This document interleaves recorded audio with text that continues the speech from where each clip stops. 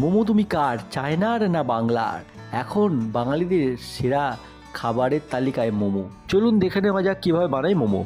কুচিয়ে রাখা পেঁয়াজ, আদা রসুন বাটা, ধনেপাতা কুচো আর লঙ্কার কুচি, আর এখানে কিমা করে রাখা মাংস, আদা রসুন বাটার পেস্টটা দিয়ে দিলাম, আর এখানে সিদ্ধ করে রাখা বাঁধাকপির পাতা, আর একটু দিয়ে দিচ্ছি ভিনিগার।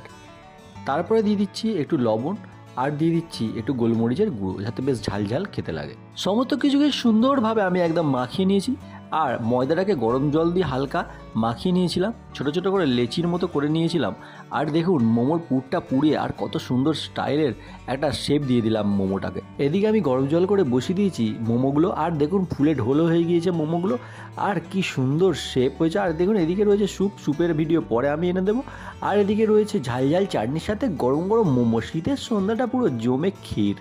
বন্ধুরা, যদি মোমোটা ভালো লেগে থাকে অবশ্যই একটা লাইক ঠুকে যাবেন।